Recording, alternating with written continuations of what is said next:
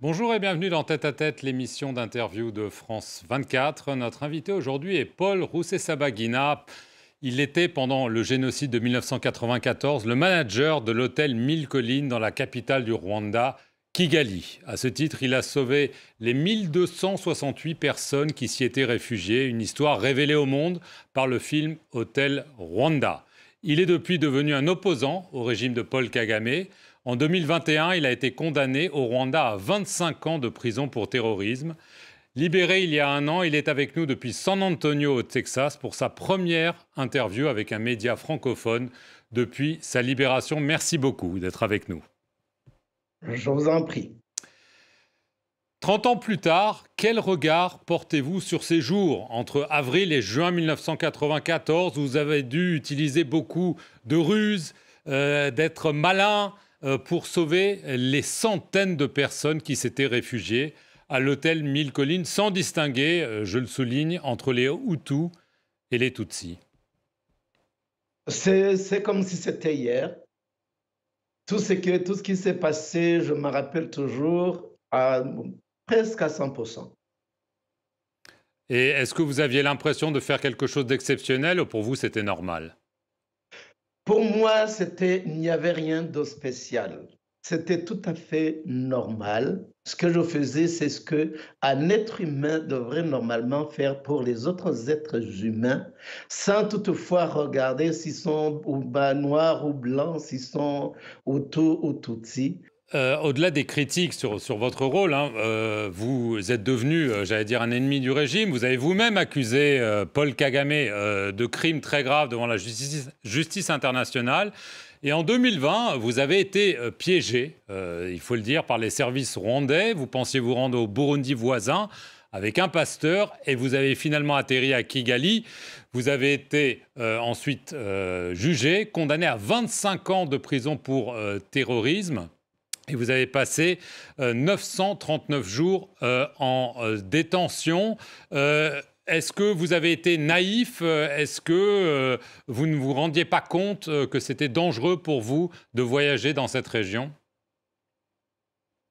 Je savais que c'était très dangereux, puisque même avant d'accepter l'invitation, j'étais en train de parler à l'homme qui s'était introduit à moi comme l'homme de Dieu, comme l'apôtre, le pasteur, le bishop. Je ne savais pas qui voulait me kidnapper, mais j'avais peur d'aller dans la région. Oui, j'ai été dupé, mais les gens qui étaient responsables, tout le monde était au courant du projet. Tout le monde était au courant des manipulations. Alors, vous êtes donc dupé, comme vous le dites, par les services rwandais. Vous êtes en prison. Il y a un procès qui se tient. Vous êtes accusé d'être à la tête d'une plateforme de l'opposition, le Mouvement rwandais pour le changement démocratique, qui a une branche armée qui s'appelle les Forces de libération nationale, qui ont revendiqué elles-mêmes des actions violentes, qui ont tué des gens au Rwanda en 2018. Et dans ce procès, vous avez avoué avoir donné 20 000 euros à cette branche armée. Alors, est-ce que vous pouvez nous dire aujourd'hui, est-ce que oui ou non, vous avez donné de l'argent à cette branche armée qui a commis des actions meurtrières au Rwanda? Je n'ai pas donné de l'argent à cette organisation armée. C'est ce que vous avez dit au Et procès. je l'ai dit pour sauver ma vie. C'est tout. Tout simplement, le gouvernement rwandais voulait ma tête par tous les moyens.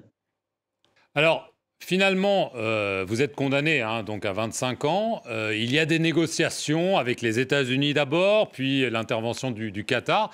Et vous êtes libéré il y a un an, en avril 2023. Vous pensez que c'est un miracle si aujourd'hui vous êtes à nouveau libre? C'est un miracle, puisque je vous dirais que c'est un miracle, puisque tous les gens qui ont été kidnappés de la façon dont j'ai été kidnappé personnellement, personne n'a jamais réussi à sortir du Rwanda vivant. Est-ce que vous avez été torturé pendant vos 939 jours de détention au Rwanda? Vous avez parlé du fait que vos médicaments ne vous étaient pas donnés, de l'isolement, mais là je parle de, j'allais dire, de torture littéralement physique. Immédiatement, les gens, l'avion est arrivé, s'est garé et ils ont pris et ils ont amené les gens du RIB, Rwanda Investigation Bureau, et les DMI, Rwanda Directorate of Military Intelligence, sont venus et ils m'ont pris immédiatement, ils m'ont mis par terre. Ils ont commencé à me taper et ils ont attaché mes bras par derrière, les jambes, et ils ont mis ma tête dans un sac. Et alors, ils ont fermé le sac. Ils m'ont jeté dans une camionnette ou je ne sais quoi, et ils m'ont pris à un endroit inconnu. Dans cet endroit, j'ai fait 4 jours, de la nuit du 27 au 28 août jusqu'au 31 août.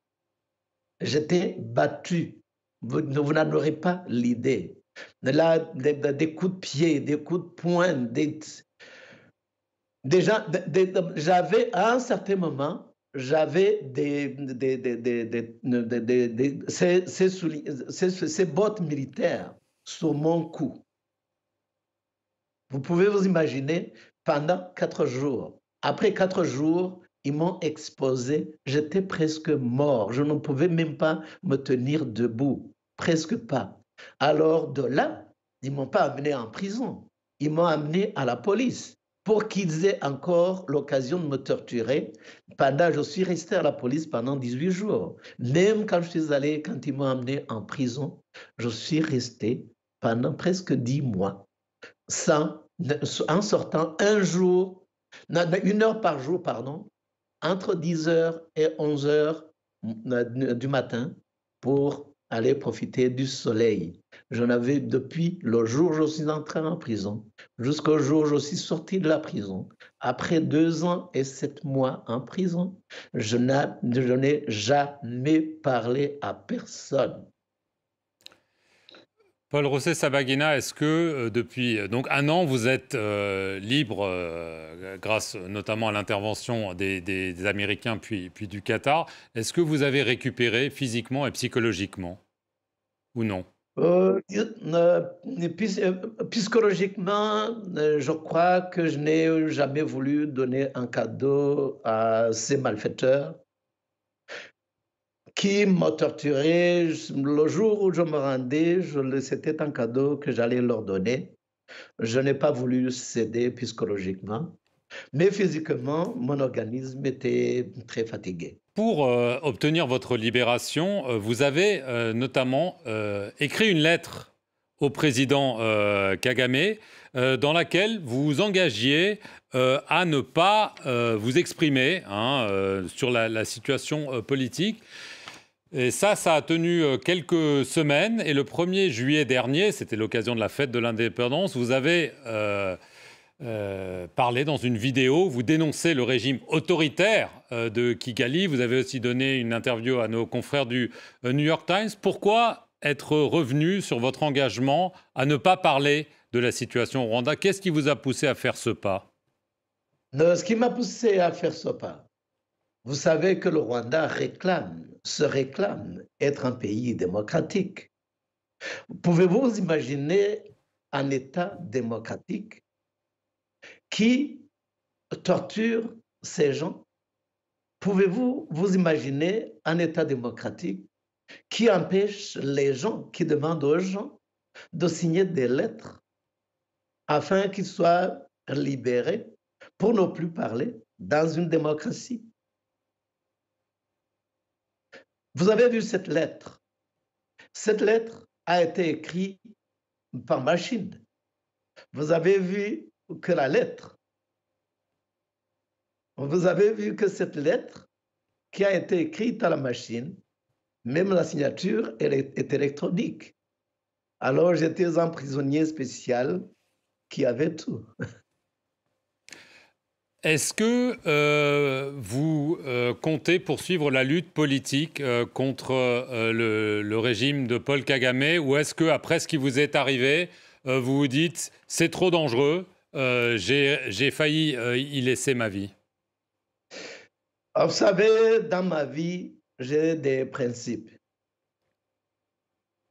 Tout ce que je fais, mon objectif, aussi longtemps que je sais, que je suis sûr que je n'ai pas tort, que j'ai raison, tout ce que je le fais bien et jusqu'au bout. Alors, je ne suis pas prêt à me rendre aujourd'hui ou demain. Dernière question, on a commencé cette interview avec 1994. Aujourd'hui, pour beaucoup, le Rwanda est un pays apaisé, réconcilié. Est-ce que c'est vous aussi votre impression, même si ce n'est peut-être pas le régime que vous souhaitez pour ce pays? Le Rwanda, malheureusement, comme je vous ai dit, au Rwanda, on a changé les danseurs, mais la musique et la danse restent toujours les mêmes. Notre souhait, c'est que les Rwandais, des Hutus et des Tutsis, aient le courage de s'asseoir autour de la table, de regarder dans les yeux, de se revoir, de se regarder et d'amener toute la vérité sur table et d'en parler, d'en discuter et de se réconcilier. On ne se réconcilie jamais par force. Paul Rusesabagina, merci beaucoup d'avoir répondu aux questions de France 24 depuis San Antonio au Texas. Et merci à vous d'avoir regardé cette émission sur nos antennes.